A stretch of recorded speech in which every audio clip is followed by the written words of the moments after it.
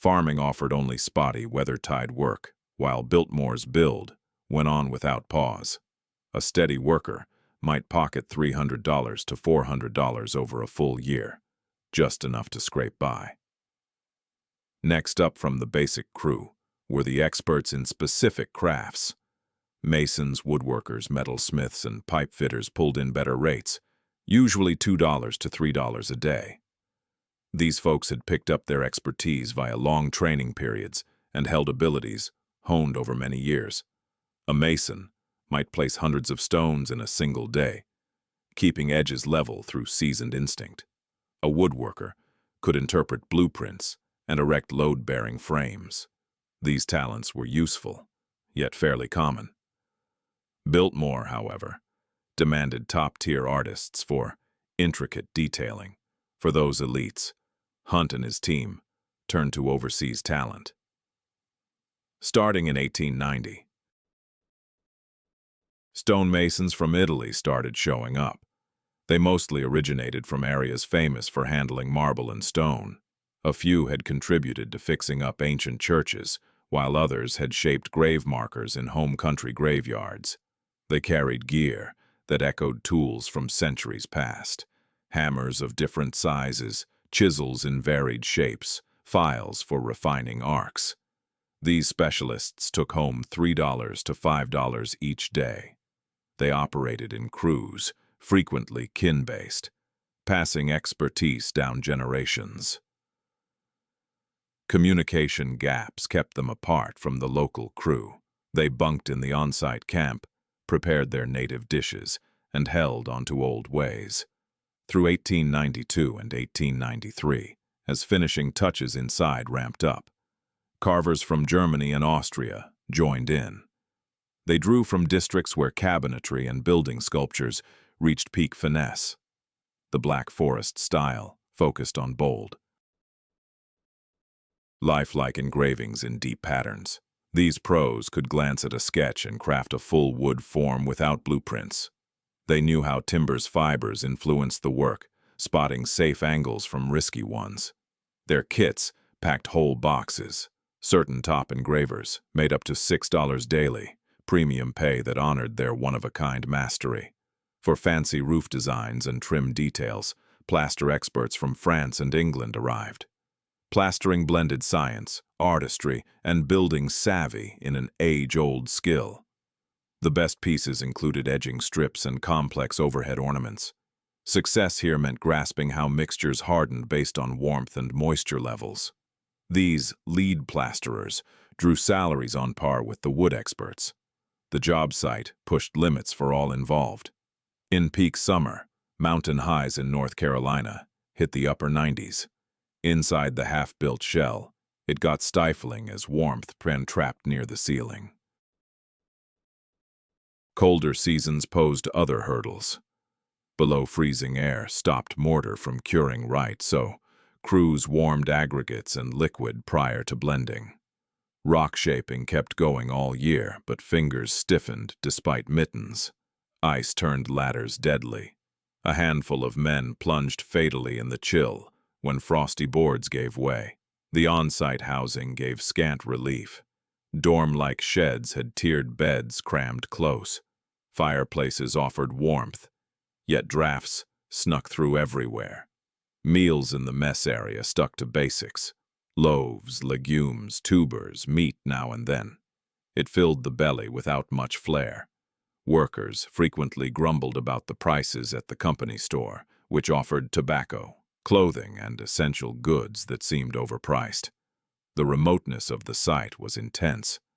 While Asheville provided entertainment options for those who had both cash and leisure, the majority of laborers lacked the means for such outings. On Sundays, they typically relaxed, repaired their garments, sent correspondence to family, and indulged in drink. Reports indicated substantial alcohol use. Brawls occurred often. The skilled artisans from Europe kept their distance from the local American hands, owing to linguistic differences as well as a strong sense of social hierarchy. Italians, Germans, and French viewed themselves as true artists, upholding a revered heritage. In contrast, The Americans tasked with excavating the footings were mere manual workers. Such perspectives bred friction. U.S. laborers envied the elevated pay given to immigrants. The foreigners, meanwhile, dismissed American skills as rough and unrefined.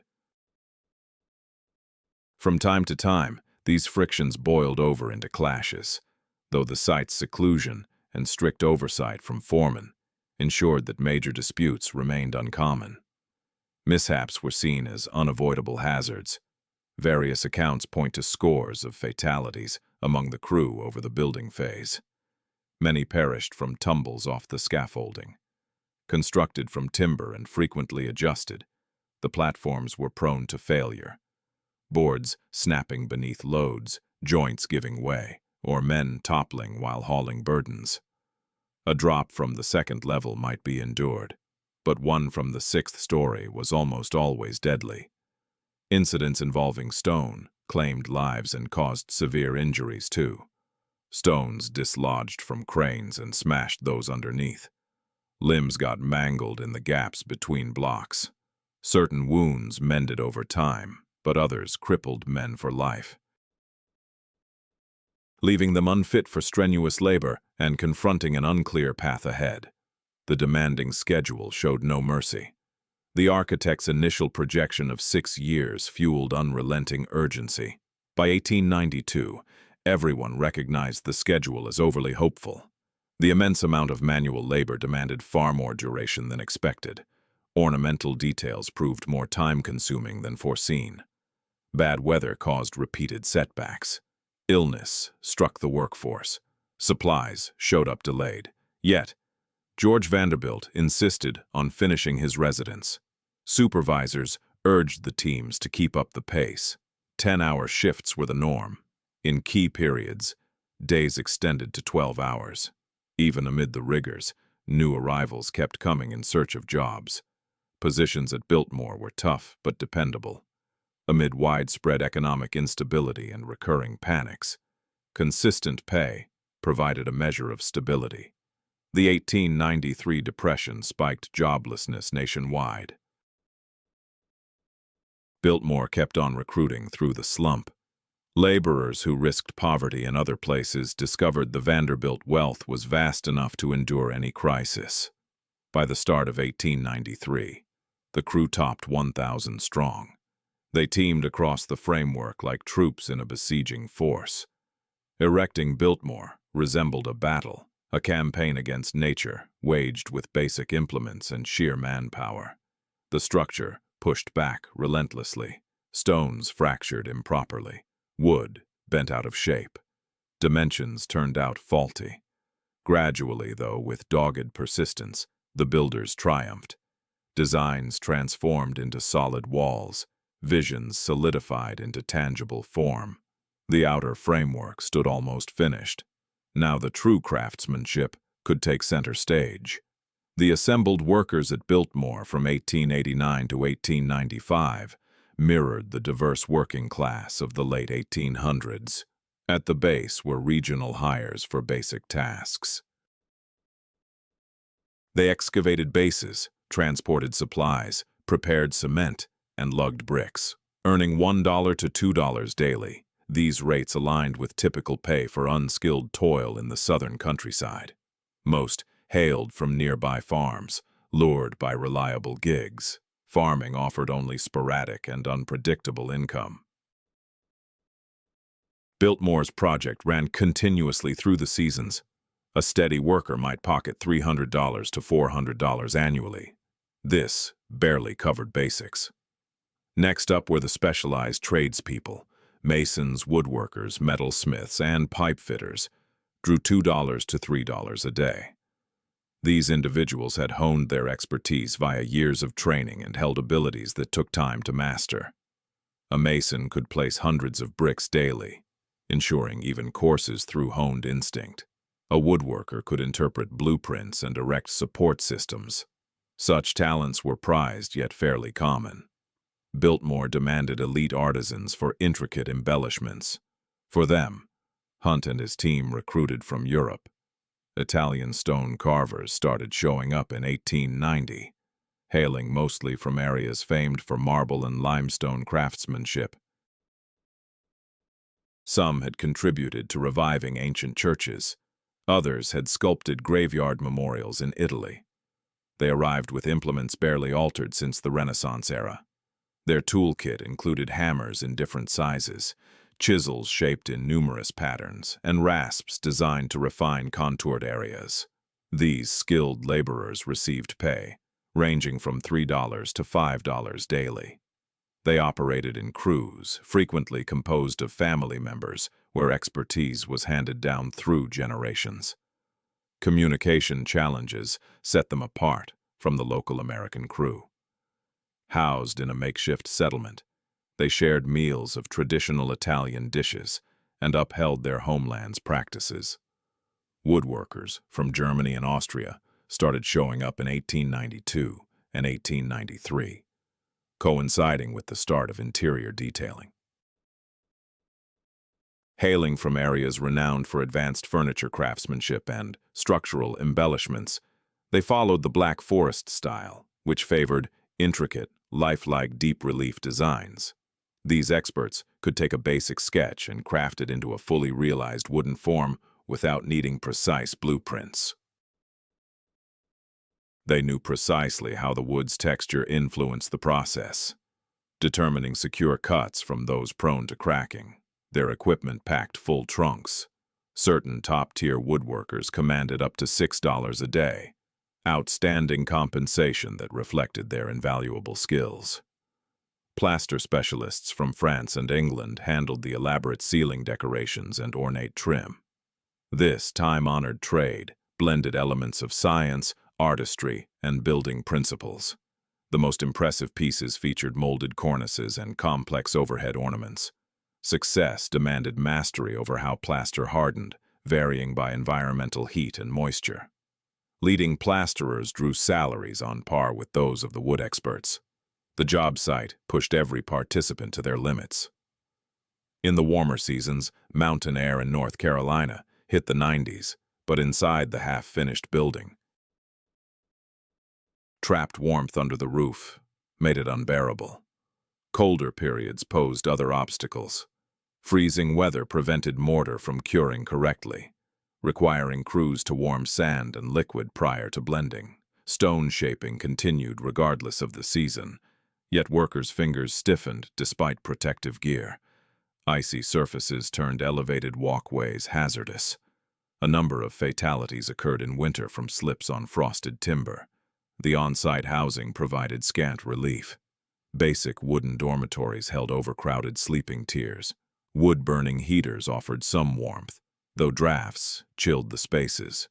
Communal meals consisted of straightforward staples like bread, beans, potatoes, and sporadic portions of meat. Nourishment sufficed but lacked diversity. A vendor on premises stocked essentials such as tobacco and garments, though at rates that sparked frequent grumbling over markups. Seclusion weighed heavily. While Asheville provided outlets for those with spare cash and free hours, few could indulge. Weekends involved recovery, clothing repairs, correspondence to family, and imbibing spirits. Booze flowed abundantly, by all accounts. Brawls erupted often. The imported artisans kept their distance from U.S.-born hands owing to linguistic divides as well as a sense of professional hierarchy. Italians, Germans, and French viewed themselves as elite tradespeople, rooted in prestigious lineages. In contrast, the Americans handling groundwork seemed mere manual toilers to them. Such perspectives bred friction. Domestic staff chafed at the premium pay for outsiders. Continental arrivals dismissed Yankee handiwork as roughshod. From time to time, these strains boiled over into clashes, yet remoteness and strict oversight from managers minimized major disruptions. Mishaps were seen as unavoidable. Historical notes indicate scores of fatalities over the building phase. Tumbles from heights claim numerous lives. The temporary frameworks, pieced from lumber and frequently adjusted, proved unreliable. Boards snapped, joints gave way, and loads caused stumbles. Dropping from a low level might allow survival, plunging from higher up, like the sixth story, typically ended in tragedy. Stone mishaps caused deaths and lasting harm, too. Loads escaped lifting gear, smashing those underneath. Limbs got pinned in gaps between blocks. Wounds sometimes mended, but many sidelined men for good, barring them from strenuous labor and casting doubt on their prospects. The schedule demanded unyielding effort. Richard Morris Hunt's initial projection of 6 years fueled ongoing urgency. By 1892, everyone realized the schedule was overly hopeful. The extent of manual finishing demanded extra months beyond expectations. Ornamental features proved more time-intensive than foreseen. Storms caused setbacks. Illness struck the workforce. Supplies lagged in delivery. Still, George Vanderbilt insisted on finishing his residence. Overseers urged teams to keep up production. Shifts routinely lasted 10 hours. In key stretches, they extended to 12. Even amid the rigors, newcomers kept applying for spots.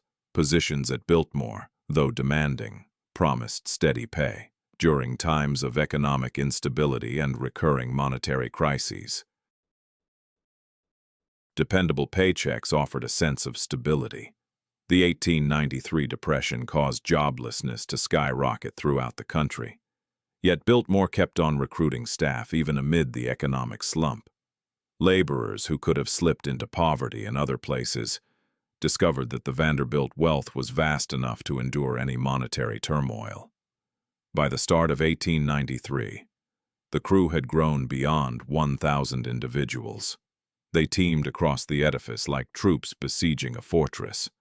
Constructing Biltmore resembled a form of battle. It was an offensive against the natural environment, waged using manual implements and sheer human strength. The structure fought back at every turn. Stones fractured improperly. Beams twisted out of shape. Dimensions turned out faulty. Nevertheless, bit by bit and without mercy, the laborers triumphed. Designs on paper transformed into solid walls. Visions in the mind took tangible form. The outer framework was almost finished. Now the true creative work could commence. As the facade ascended and the foundational elements advanced, Richard Morris Hunt shifted his focus to the inner chambers that would shape George Vanderbilt's daily existence. These areas had to go beyond just being spacious and balanced. They were meant to convey elegance, sophistication, and a degree of artistry that warranted the immense expenditure. Hunt crafted every principal chamber as a unique encounter. The outcome was a residence brimming with remarkable diversity, where almost each area presented an element of surprise. The banquet hall captured Hunt's grand vision. This chamber soared 72 feet from the ground to its barrel-vaulted top, ranking among the loftiest indoor living areas in America. Its sheer scale surpassed that of numerous complete homes. Hunt envisioned the hall after the style of an English nobleman's grand chamber. The flooring consisted of custed stone, sourced from Minnesota. The walls featured Guastavino tile, an arrangement of interlocking terracotta pieces that delivered both load-bearing strength and ornamental appeal. 3 enormous hearths commanded one side, their total width spanning roughly 12 feet. Over these hearths, Hunt placed authentic 16th-century Flemish tapestries that George had obtained on his trips through Europe. The ceiling stood as the hall's pinnacle. Instead of a plain plane, Hunt devised a barrel vault built via the Guastavino method. Rafael Guastavino, a Spanish designer who had moved to America, invented a way to form slender, light arches with stacked layers of terracotta tiles bound by mortar. At Biltmore, the tiles were positioned manually, with everyone set by hand into the mortar.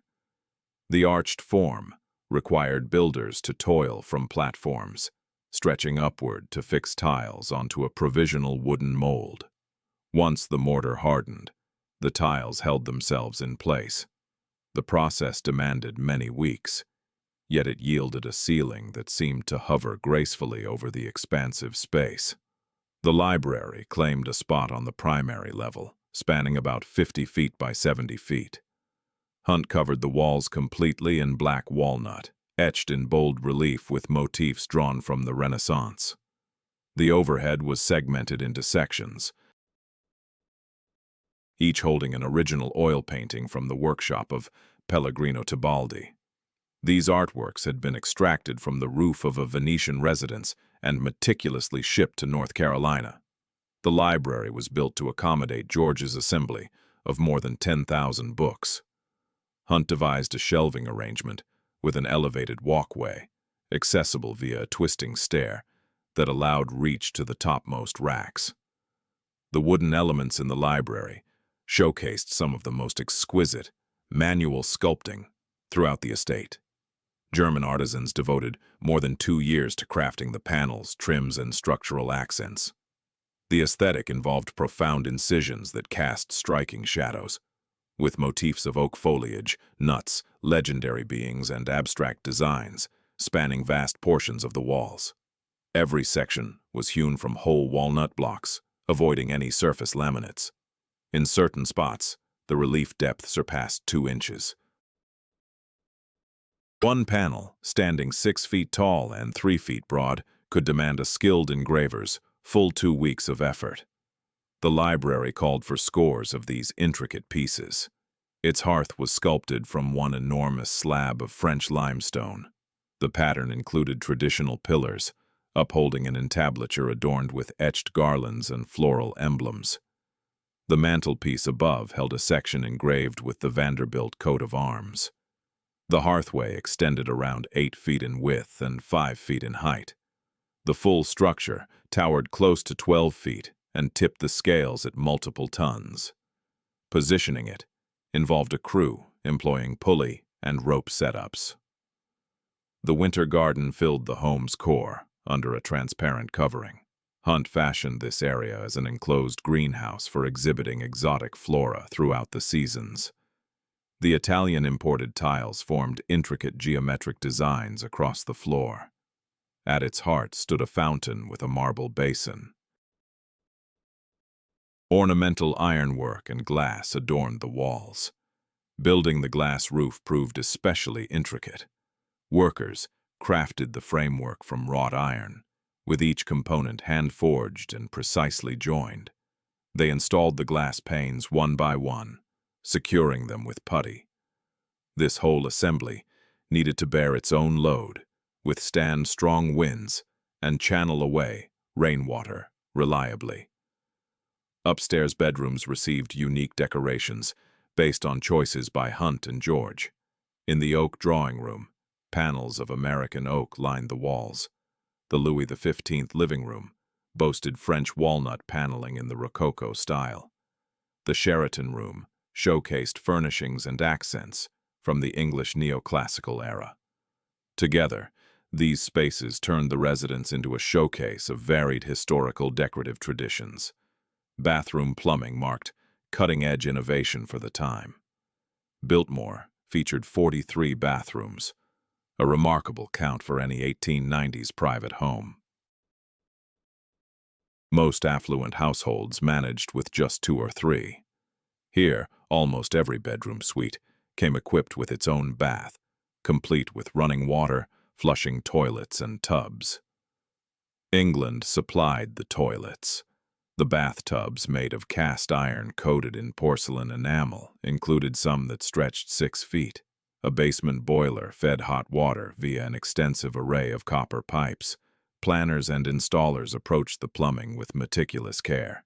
They measured and cut pipes to fit, added elbow fittings for turns, and soldered connections securely. Most labor occurred inside wall spaces, workers ensured. Drain pipes sloped adequately for gravity-fed waste removal.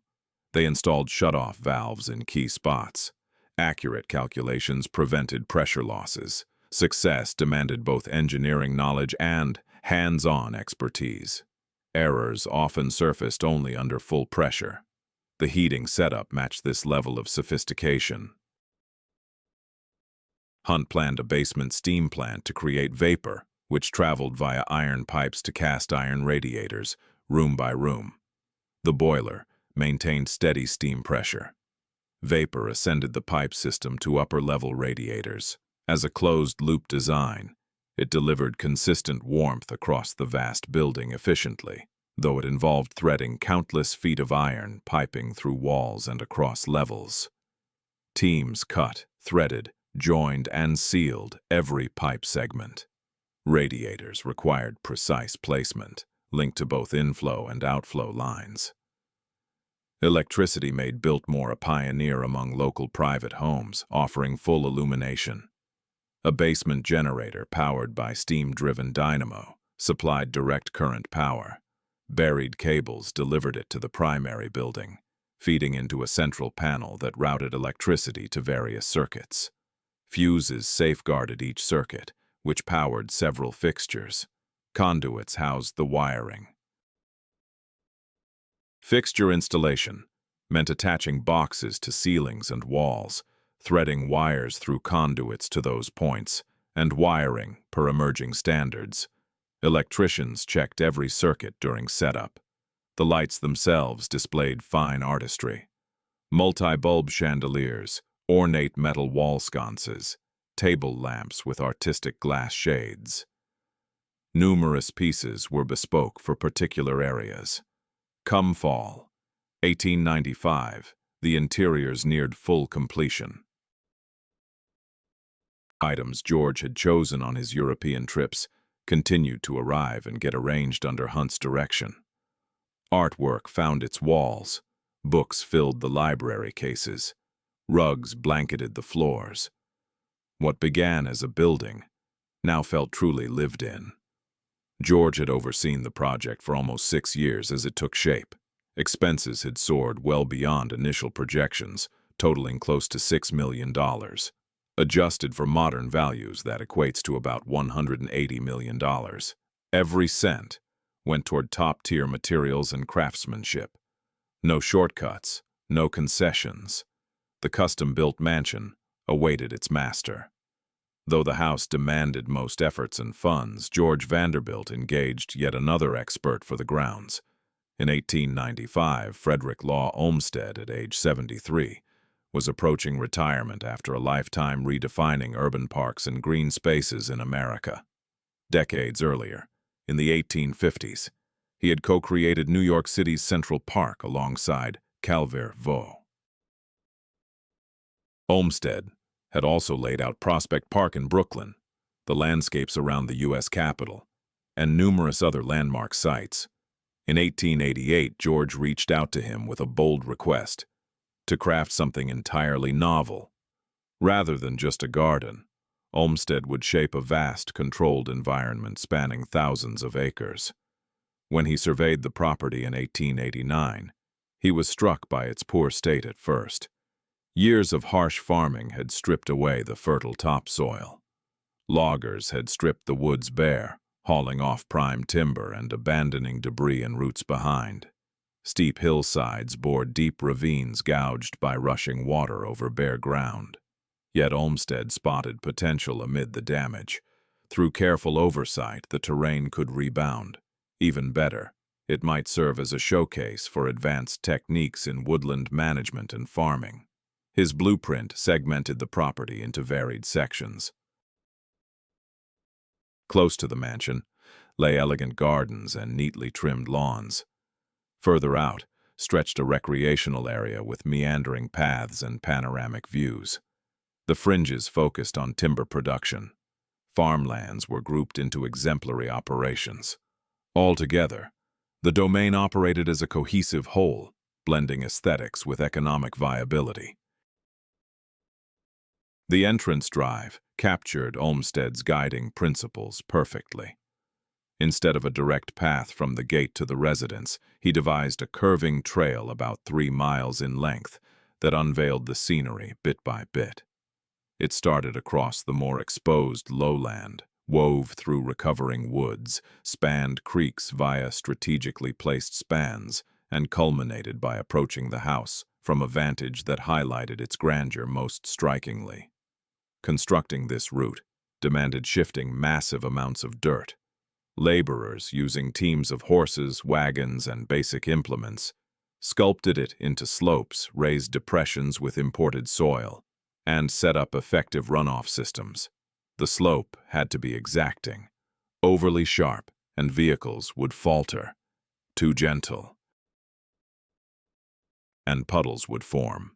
The greenery bordering the drive was planned with equal precision. Olmsted aimed for guests to sense a shift from utilitarian fields to the polished elegance of the home and its plantings. He pinpointed spots for specific saplings, choosing varieties based on shape, leaf patterns, and changes through the seasons. Teams set out thousands of trees and bushes following his detailed sketches. An on-site nursery raised many from seedlings or grafts, though bigger examples came from suppliers and were hauled in.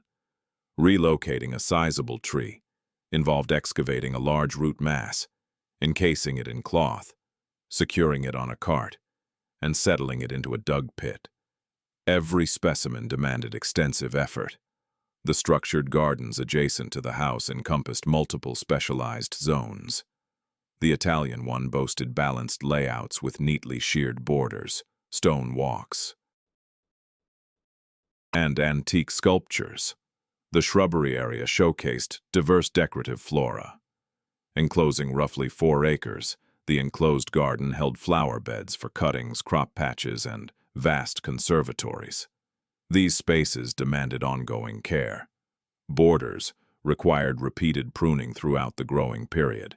Stone walks needed leveling. Intruders like weeds had to be pulled early to prevent rooting. In the 1890s, all this was manual toil. Around 20 full-time horticulturists tended these areas year-round. The conservatories stood out as remarkable edifices, framed in metal and glazed with countless sheets of glass. They created ideal conditions for orchids, citrus varieties, and rare specimens to flourish. Keeping heat levels steady took vigilant effort.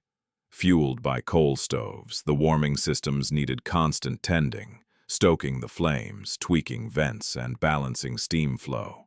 Airflow mattered just as much. In bright weather, inner heat could soar riskily, so staff raised overhead and lateral openings for breeze, sealing them again at dusk.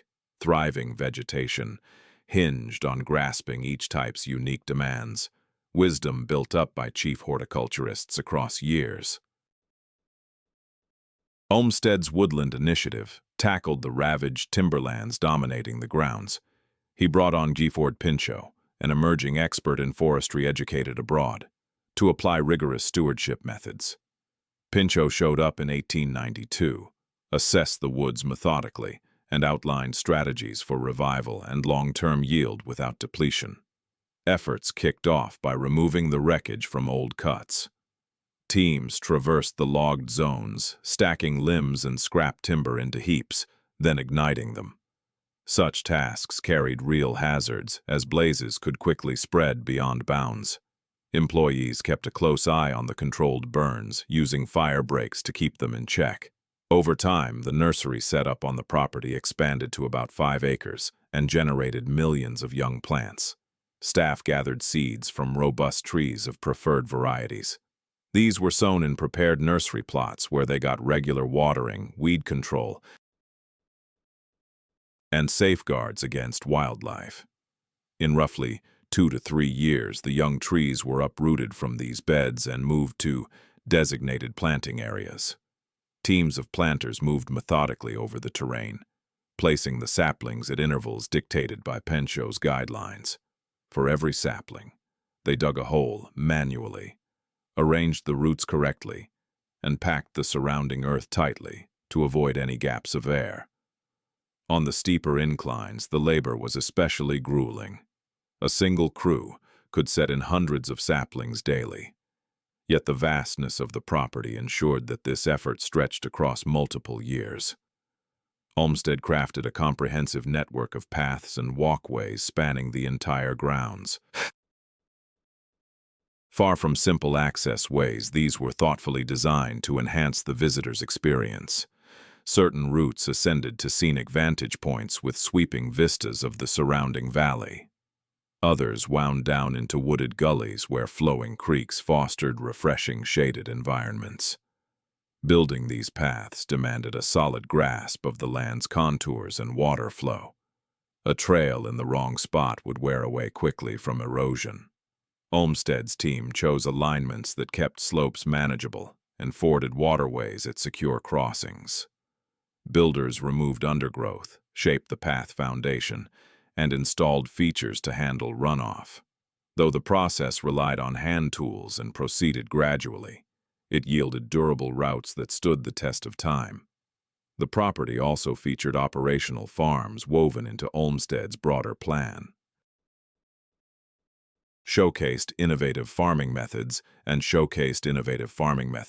and supplied provisions for the household and employees. Olmsted positioned the farm structures so natural rises and plantings concealed them from sight. This focus on visual harmony was a hallmark of his approach. He held that stunning vistas demanded concealing the essential support systems beneath them.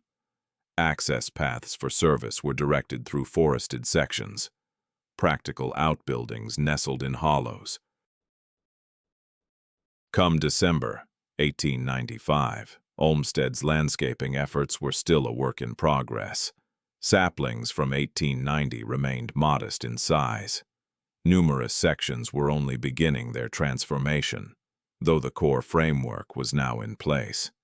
The entrance drive performed its role effectively. The structured gardens complemented the house's design perfectly. The woodlands were steadily regenerating. Like Hunt's architectural endeavor, Olmsted's landscape would take generations to reach full bloom, but its groundwork was secure. On Christmas Eve of that year, George Vanderbilt formally inaugurated Biltmore. Unwed at age 33, he stood as one of the nation's most sought-after single men. Though his mother had passed away just a year prior, relatives joined the festivities. His siblings and their spouses inspected the finished residence. They marveled at the grand dining room, delved into the book collection, and strolled the enclosed conservatory. They acknowledged that George had achieved a feat beyond any of their own aspirations. This wasn't just a seasonal retreat. It was a grand domain, rivaling those of Europe, constructed painstakingly amid the North Carolina highlands. The holiday gathering was said to be modest and personal. George had fashioned Biltmore as a private haven, free from the need to dazzle Manhattan elites.